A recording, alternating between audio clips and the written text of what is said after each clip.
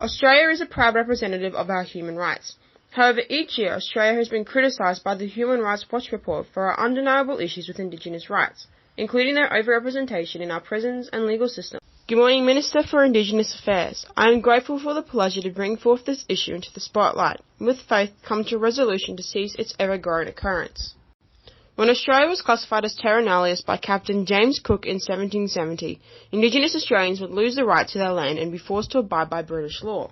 Conditions would worsen for the Indigenous when the government would force children out of their families and communities under the Aboriginal Ordinance 1911 Act, and place them into government or church-run institutions and white families. It would last up to 1969 when federal powers repealed all legislation stopping governments from removing children from their families. It would not be until 193 years after terra nullius when the first attempt to assert land rights was established through the Yalaka Bark Petitions in 1963.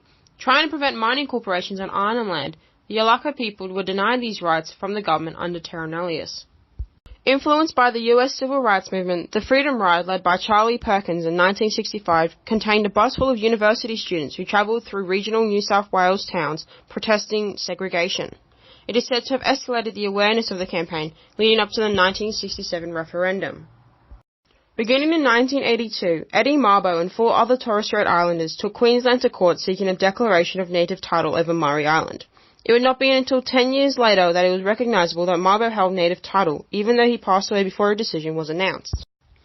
Using the Mabo v Queensland 1992 case, the Whig people were able to use precedent in claiming native title over the land that had been leased by the state government. It was decided in 1996 that they narrowly won their case over native title over Cape York.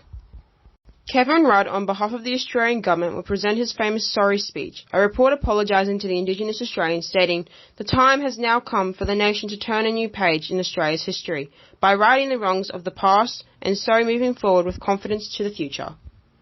Even in 2019, Indigenous society is still disadvantaged. In particular, our legal system has an overrepresentation of this minority group.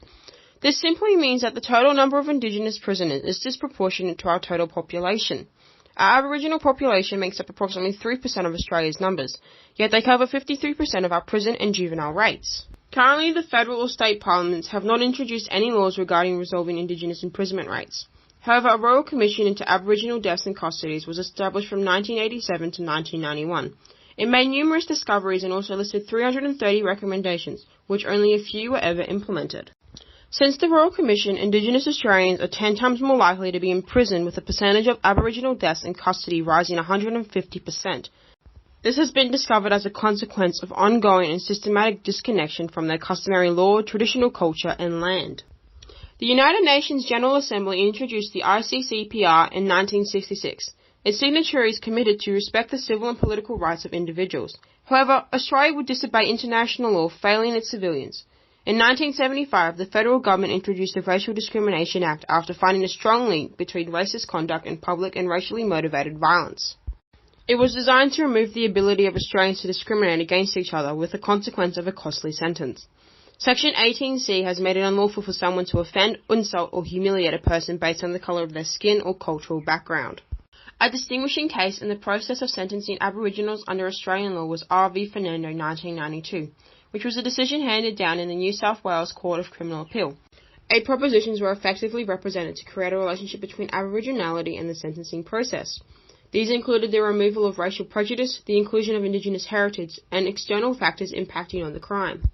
Created in the same year, the Penalties and Sentencing Act 1992 was designed to set a guide in the sentencing process, combining numerous factors including age, background and capacity.